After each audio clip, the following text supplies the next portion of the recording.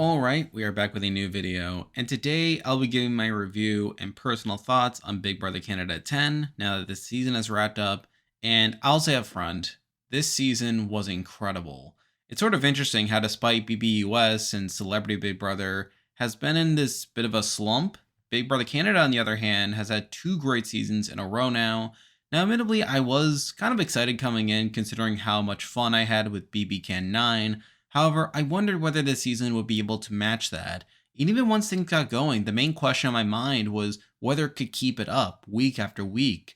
Because even when something crazy happened, I was thinking there would come a point where things would slow down. Maybe we get a boring HOH result, and from there things would return to some level of normal.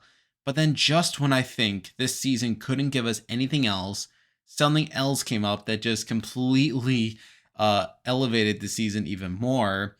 And that was basically the story of this season. And by the end, it just kept going up and up and up to where I think the season has surpassed BB Can 9, in my opinion.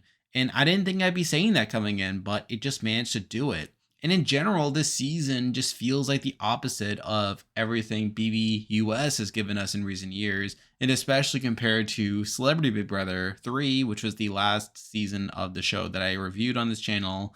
But as usual with my reviews, I like to break them down into several sections. I do have a cast section, a production/presentation section, and a gameplay section. Well, without further ado, let's get right into the review. First up, we have the cast, and I'll say up front that from a character standpoint, this cast was pretty good. I mean, there were definitely some duds in there, like I didn't care much for Melina, Stephanie, or Tanisha, but obviously they were early boots, and obviously I'd prefer them to be going out earlier compared to some of the bigger characters that make it relatively far.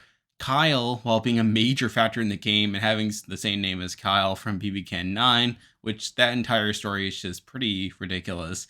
He did come off as a bit bland to me, and while he is pretty memorable, as we'll talk more about in the gameplay section, I mean, he himself isn't the most interesting character in the world. And even some of the people that made it further, like Gino and JC Lynn, were kind of boring to me. Now, with that said, I feel like most of the rest of the cast had at least something to offer. I mean, you have Jay and Jess, the two non-binary players. While they didn't do that well in the game, I still found them pretty interesting personalities. Herman and Moose had some moments as well, with Herman particularly being over the top at points, especially once he got to the jury house. Marty was a pretty big force in this show, and watching someone like him bumble through the game was something. And also his entire shtick of wanting to do what he thinks will make him popular in the eyes of Canada, even though he doesn't seem to realize that he's just annoying more people than he's endearing himself to. So there's that. I mean, Summer had her moments. I mean, I wouldn't call her my favorite character, but she definitely had some moments there, especially during her final round. And then there's the final three, which was a pretty strong one. I mean, Kevin and Betty were great characters and had a bunch of great confessionals during the season. And even Josh, while certainly the least interesting of the final three, has a fun storyline throughout the season where he does start off kind of on the outside, but then works his way in. And it seemed like for a lot of the end game that he was the most likely person to win, only to eventually ruin it for himself through some questionable jury management. And then obviously, well, taking Kevin to the end. But on the whole, I mean, this cast was pretty good. I mean, while, again, there are some duds here and there, I feel like a lot of those boring people got early, while a lot of the people that make it relatively far have at least something to offer at the end of the day. Now we're moving on to production and presentation, and I feel like this is definitely where this season really starts to surpass BB Can 9 for me, where I feel like, those two seasons are around the same level cast-wise. While I feel like in production and presentation, BB Can 10 clearly takes a step up, where obviously BB Can 9 had a number of questionable twists along the way, like the teen twist at the beginning. They had the secret HOH, which could have been interesting, but given it was Spicy V that got it, she didn't make it too interesting. Everyone sort of figured that out. And even the fake double, I mean, while it did lead to some interesting TV, I don't think it's inherently the best format decision. I would have preferred if they either had like a standard round, or if they like with a standard buyback, or if they just had a regular double as usual. So BB Can 9 did have some questionable twists on paper. It's just that a lot of them ended up working out for the best based on the players and how they handled them. Whereas I feel like BB Can 10 definitely had fewer questionable twists to begin with, while still having the cast to carry it through. I mean, for starters, you have a double eviction, which was pretty interesting, where they had a safety chain as opposed to a typical double, which really presented some decent gameplay here with the players having to expose their loyalties to a degree. And I like how they did it compared to, say, the Mon twist in Celebrity Big Brother, where it didn't wasn't the ultimate deciding factor. They got it down to three, where the other players got to compete in a competition to save themselves. And obviously, it still led to some pretty interesting TV, despite the boot in that round just being a pretty predictable one. I mean, we got a lot of fallout from it as well, with, I mean, Marty like almost flipping on Gino and then using that to gain revenge as on his following HOH. And even during the comp itself, where Jess could have won it if only they didn't put the wrong ball in. So there was still plenty of intrigue there. Later on in the game, I wasn't a huge fan of the triple eviction format, and really that's just a problem with BB Can in general, is that I'm not a huge fan of the way they handle triple evictions, where obviously they have just one HOH and they're evicting two people at the same time. But fortunately, it worked out where Josh won the HOH, and obviously he ends up burning both Summer and Betty along the way. Led to some pretty interesting TV. So even at the end of the day, I feel like this was one of the better triples in BB Can. Now, one twist that I would consider somewhat questionable is the public vote. Now, which obviously was a pretty big factor in the season, between them having two safety rounds where Canada got the vote on one person to keep safe, and even a jury vote at the end. Now, I didn't mind the jury vote per se, especially how it ended up, where it didn't really matter that much. And obviously, and even like the first safety during week 3 was pretty reasonable and pretty harmless. However, I feel like the second one could have led to some trouble, especially when Summer was the one to win it. She was supposed to be the backup target during that week with Marty as HOH. And considering Kevin could have been the backup nominee there, I mean, obviously that led to some worry in my eyes. However, we will talk about that. And needless to say, it ended up working out in the best possible way. So again, I feel like the twists weren't as bad on the season compared to BB Can 9. And even the ones that were a bit questionable still ended up playing in a pretty strong way, even though they didn't seem that way in the outset. Now moving on to editing a bit, where I feel like the editing this season was pretty strong, where obviously in the past, I mean, BB Can has struggled with telling an accurate story, like making sure that they were representing the feeds properly. And, there were some stuff here and there, but I feel like for the most part, the show did a good job this season of relaying the events from the feeds in a somewhat accurate way. I feel like they recognized that there was enough going on in the feeds to where they didn't have to make stuff up in order to tell a compelling story. And don't worry, they made sure to tell all the juicy stuff that happened from this season. And then finally, I mean, there's comps, where I feel like the comps were pretty balanced this season. They weren't overly physical. They didn't rely too much on studying. And I feel like that led to pretty balanced competitions and pretty interesting results along the way. I feel like one of the things that made this season interesting from a gameplay perspective was certain people winning HOH at certain times. And obviously, with these comps not favoring one particular person, it made it much harder for one person to steamroll simply through competitions, which in turn led to some more interesting gameplay. And then finally, I'll talk a bit about the theme of the season, which is definitely celebrating the 10th anniversary, or the 10th season of the show, even though it's technically not the 10th anniversary until next year. But they made it a point to celebrate the history of the show, where each week the HOH got a message during their Wendy segment from a former winner, which I found pretty interesting and really nice way to connect the history of the show.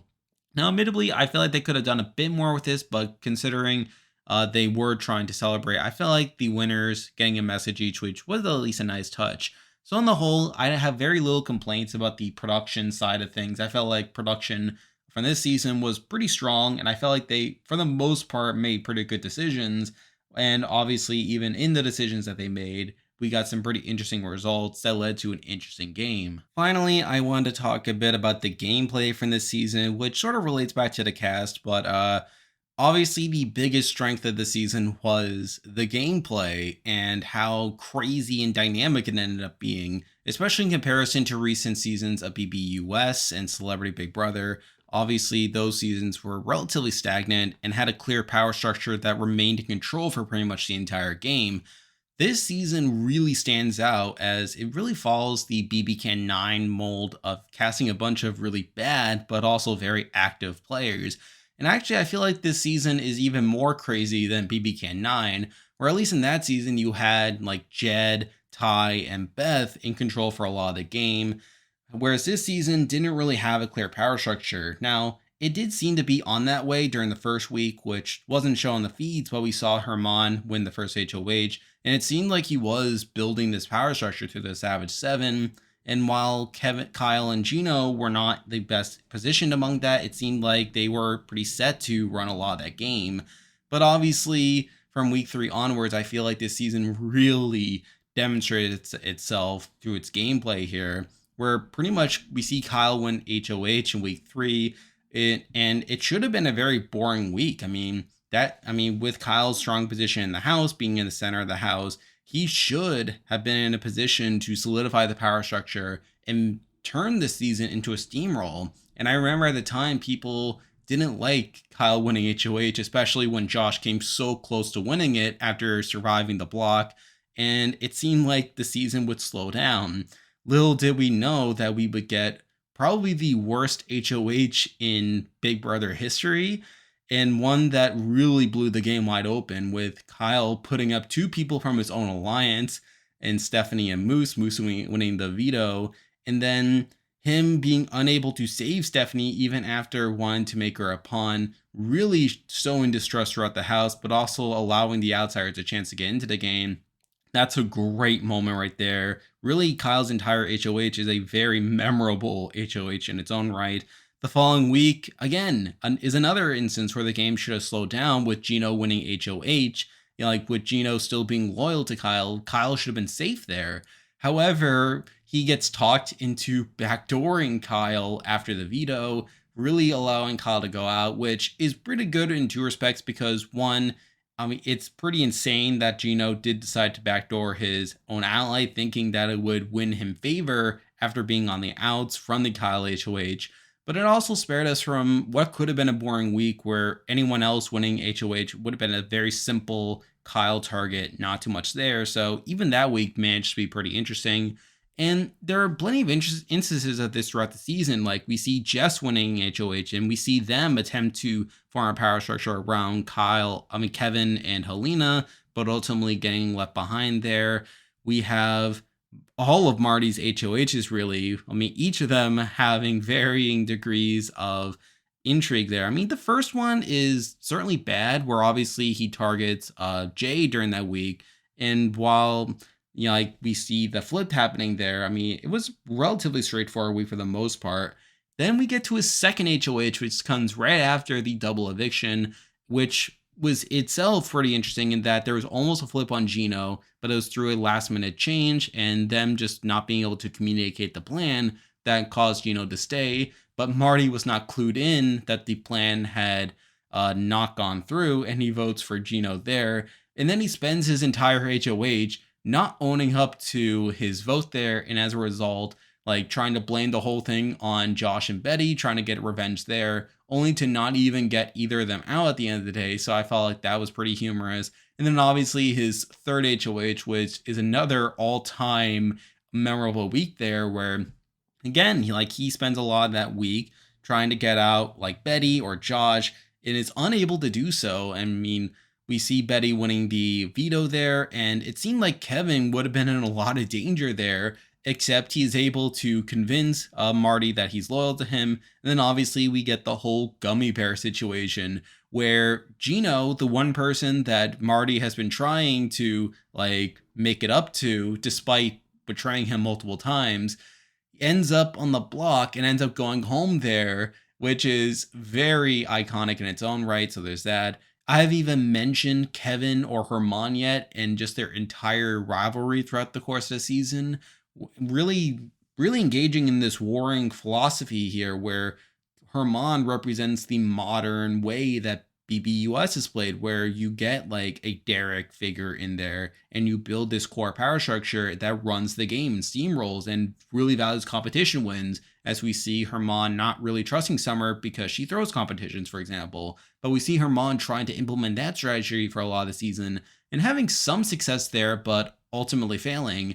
And then on the other side, you have someone like Kevin, who is not that at all, because like if he were to be in a season like that, he'd very much be on the outs. So therefore, he tries to play a more dynamic game, something like we saw with Dan in BB10 or Dr. Well to a degree in BB2, and then ultimately that winning out over the meta that we've come to see through BBUS. So really, that entire war is very interesting in its own right. Plus the fact that Kevin ultimately wins is not only satisfying in its own right, but it's also pretty cathartic after watching seasons like Celebrity Big Brother 3, after watching seasons like BB23 and BB22 and BB20 and BB19. Like, you get the point.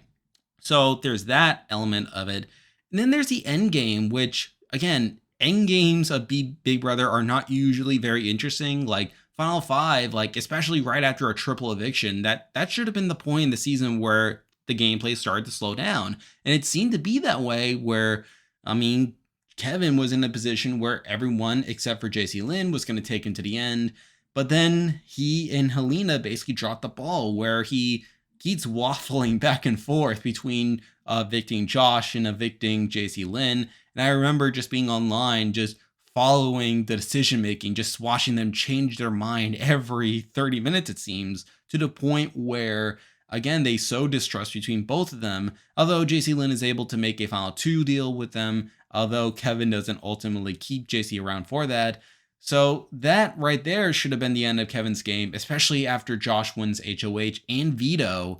But then he's able to get Josh to keep Kevin in the game. Now, granted, some of that is, I don't know, because some of it is a little harmed by us not having feeds during that part of the game. So we don't exactly see Kevin's work there in building stuff there. But we have seen it earlier in the season with him ultimately getting Josh on his side.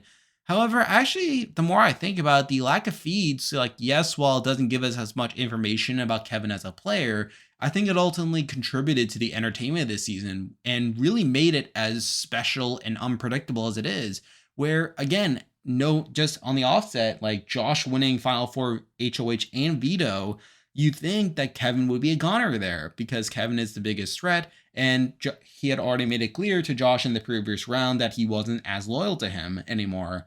But then we see Josh think Helena is the biggest threat, and then have Betty vote Helena out the Final Four, despite Helena at that point being the biggest GOAT left in the game. So that itself was pretty insane and unpredictable. And then we get the final 3, which obviously I live streamed the finale, and seeing that entire final 3 round play out. You could hear me say during that entire episode, and obviously in the power rankings before that I assumed that Kevin would have to win out in order to get to the end. And once we saw Josh win that final HOH, I thought that he was going to cut Kevin, take Betty to the end, and he'd probably win. However, we see Josh basically pull a Cody from BB16 and evict Betty, thinking that Betty would beat him, and then take Kevin to the end, thinking that he would beat Kevin at the end and ultimately lose in overwhelming fashion. And actually, I think this is worse than Cody taking Derek, because at least Cody knew that he would lose to Derek, but wanted to be Derek's friend after the show. And obviously they built that relationship. And plus, he knew there wasn't a guarantee that he would beat Victoria anyway. On the other hand, we see like Josh genuinely believe that he would beat Kevin at the end and ultimately make that decision thinking he would win the game. But then once we get to the jury questioning, it quickly hits him that the jury is just not having it. And we see him obviously break down, get very upset that he voted out his friend Betty all for nothing. And it is a worse move, but it's also more entertaining from a gameplay perspective, just seeing this downfall of Josh over the course of the end game. So obviously this will lead it to endless speculation, and it was also obviously a pretty big moment on the season as well, where I was genuinely surprised, and I'm not going to shy away from that. I thought that Josh was going to cut Betty, but ultimately seeing Kevin win in this way is pretty fascinating. And of course, there's the winner of the season in Kevin, who, again, I talked about in bits, but now I should probably talk on it a bit. I feel like Kevin winning the season is the best case scenario, where obviously one thing that makes the season better than BB Can 9 is that while BB Can 9 had a lot of actively bad gameplay throughout of it and a lot of craziness, I feel like it led to a not ideal winner. I mean, Ty's not a bad winner, but he's also not an overly dominant one at the end of the day either. However, I feel like Kevin is someone who played a genuinely impressive game from beginning to end. Well, maybe he had a slow beginning, but definitely by the mid game, he was able to take control and really dominate from there. And even in the end game, where he seemed to mess up and it seemed like it was going to be the end of his game, the fact that he was able to get Josh back on its side and able to get him to take him all the way to the end while cutting people that he could have beaten along the way is extremely impressive. And the fact that he won after playing the impressive game that he did makes the season very satisfying for me, and obviously a big boon for the season on a whole. So generally speaking, this was a very crazy season from a gameplay perspective, but also one that was very entertaining, where again, there was a lot of back and forth week to week. There really wasn't a single slow week gameplay wise throughout the entire season. And I think that really came through in my power rankings, where I would record power rankings on like Sunday. Like I would listen to Taron Armstrong's live feed updates on Sunday, record the power ranking shortly after. And considering it was after the veto comp but before the veto meeting, I figured that I would be generally safe more often than not, because you would assume that on any other season of the show that the plan would generally be set after the veto results are known. We have a general sense of where everyone's going to go. But then things would literally change between when I would record the video and the veto meeting on Monday. And even beyond that, like seeing like the plans change so much and change so frequently obviously led to a lot of my videos being quickly outdated, which is a little embarrassing, but considering that it led to a very strong and unpredictable season, it made for a very fun ride for me. So at the end of the day, I can't complain too much. Really, gameplay is what really made this season shine for me. Just the unpredictability, but also the clear storylines and memorable moments that made it such a fun ride from start to finish. So gameplay wise, I feel like this season was incredibly strong. So to wrap things up, I mean, it's pretty clear at this point that I think this is a great season. Now, the one thing I'll note aside from that is what this means for the future of BB Can and Big Brother in general, because it's pretty clear that the production team saw the success of BB Can 9, which again had a bunch of bad but active players, and decided to try to do that again. And obviously they did that again, with them casting a bunch of players that again may not know the game per se, but they're willing to play and they're willing to make moves no matter how insane. And we ultimately got a very crazy season, and I enjoyed every second of it. But it also made me wonder if this is what every season is going to be like moving forward, and that is something we even want. I mean, I think this season, even more than BB Can 9, presents this classic dilemma between whether we want a cast full of competent players or a cast with a bunch of wild cards. I mean, I don't think it's necessarily an either or, because we saw with Celebrity Big Brother that just having a cast full of bad players who don't know the game doesn't guarantee a good product. I mean, we saw that play out on that season where, yes, the players just didn't care, and that virtually led to no gameplay. Now, on the other hand, you have something like BB22, which had a very strong cast on paper, but with a lot of those players following the US meta to a T, that season ultimately was very boring. I think ultimately BB Can 10 is interesting because on one hand, it has enough players that don't know what they're doing that it created all this chaos, but it also had a handful of good players, and the fact that it ends up with one of the good players winning in a satisfying manner is what elevates it above all the other Trainwreck seasons from these sorts of shows. Because I feel like during the season, one thought I had was whether every season would turn into another Survivor Gabon or BB Can 9. I mean, certainly those seasons can be crazy, but obviously if they lead to bad winners and again a bunch of undeserving winners, I guess some people would say, then eventually that would ultimately degrade the overall quality of the game as a whole. Because it's weird, because I want entertaining seasons, but I also want good players to be rewarded. And I think a lot of people see that the same way as well. So I feel like it presents an interesting dilemma there. However, I think what it ultimately comes down to more so than anything else is luck. I mean, Big Brother is a game that really is determined by competitions And obviously, competitions present a level of variance that we can't entirely account for. I mean, we see with seasons like BB22, BB23, or Celebrity Big Brother 3, there are points where those seasons could have been more interesting had certain people won HOH or veto. However, it was through the misfortune of people in the majority or people that wouldn't make moves winning them that allowed those games to not play out in the best way. And even with this season, I mean, there were definitely points where the season could have slowed down. I mean, if Gino had won that week 3 HOH, I mean, that definitely could have led to a very boring season. I mean, if Kevin had gone on the block during the Gummy Bear week, that would have been a very unsatisfying way.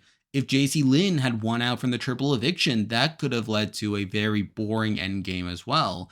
But the thing about this season is that we just got lucky over and over again. I mean, even when it seemed like we weren't lucky anymore and that the season would slow down, it just so happened that the production cast these people that would act in unpredictable ways, or they had these competitions that allowed basically anyone to win. And the fact that we get the best case scenario over and over again just led to this perfect storm with this season where everything went right with casting, with comp results, with gameplay decisions. And that ultimately is what made that this season as great as it is. Now, do I think Big Brother needs to be full of bad players in order to be good? Not necessarily. I mean, if all the good players got sniped out and we got an end game of, again, Gino, JC, Betty, whoever, I don't think the train wreck would have been worth it. And as much as I want chaos and fun gameplay, again, I stress this again, I still want good players to be rewarded at the end. And I think, like, looking beyond BB Can, I think BBUS can accomplish that if it casts players that can change the meta of having all the compies aligned so that they'll always be in power. And I know people were disappointed by the last few seasons of BBUS, but I always remain hopeful for the future. I feel like we will eventually get someone like a Kevin coming onto BBUS and really shaking things up so that it can work in their favor. And I guess that's the beauty of a game like Big Brother and really all these shows that I cover, where yes, there is a meta that people follow, a blueprint that they can use to win the game. And obviously, with any strategy, it's bound to favor some people more than others. And we could be in a dry spell for a bit with people continuing to use the same strategy over and over again and leading us to have similar winners over and over again. But I feel like this season really demonstrated that with the right results, with the right amount of luck, and with the right type of player that sees an opportunity to really change the game into their favor, we can get strong seasons of the show. And I think this season demonstrated that there isn't one way to play this game. So, on the whole, BB Can 10 is an incredible season of the show. Probably my favorite season of BB Can, at least. And if we're looking beyond that, I mean, I need to have a debate with myself, but I feel like this is definitely up there as one of my favorite seasons of Big Brother, period. But I guess only time will tell. I mean, I think you could tell from this review that I was very excited to talk about this season and just how lucky we got with how great the game played out and the storylines that people will probably be talking about moving forward when they talk about it. So that'll do it for this video. I know this was a bit longer than I expected, but I just needed to share just how great and how lucky we were to have a season like this playing out in the best possible way. And that'll do it for the video. I mean, if you like this content, be sure to like and subscribe. It helps out with the channel. Next Wednesday, I will be coming out with a player ranking for the season, really talking more about the game and all of the stuff that happened in there. So stay tuned for that. I'm covering The Circle now. We got a new season of that coming out, so stay tuned for coverage of that. And of course, Survivor 42 is still playing out as usual. Stay tuned for updates for that. But for now, that is the video. See ya.